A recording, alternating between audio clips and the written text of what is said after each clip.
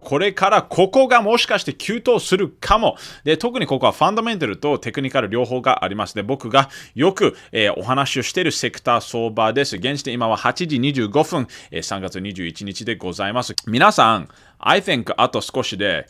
イーサリアムは$3000を突破する可能性があると思います。で、このイーサリアムの方で、実は皆さん、イーサリアム2.0っていうのが、もうすぐ今来ます。特に先週、last week, Ethereum developers successfully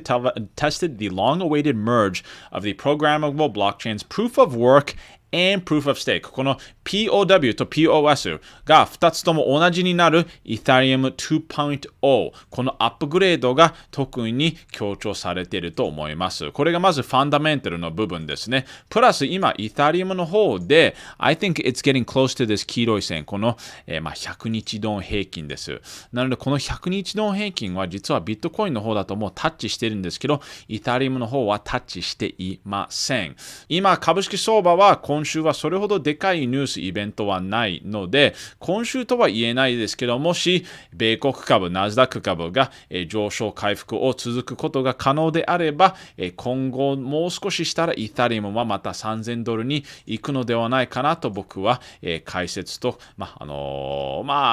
えをしています。特にイーサリアムの方をここ1時間してみると今週末はあまり大きな出来高なかったんですけど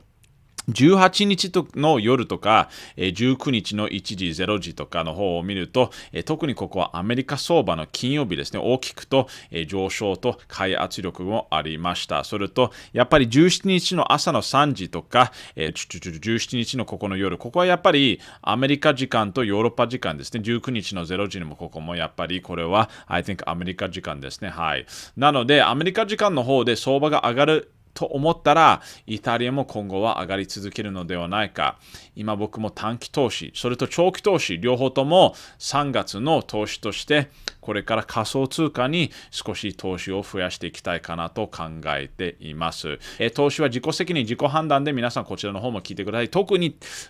仮想通貨は皆さん気をつけてください。長期投資で持っている方はあまりレバラージを使うべきではないのでここも気をつけて本当にボラティリティが高いですね。毎日ここは 10%、20% 動くことも可能なので特に長期投資の方では僕のおすすめは仮想通貨全体は10%、15% マックスです。それ以上は入れるべきではないと思いますけど、だけど今は短期的には面白いと思います。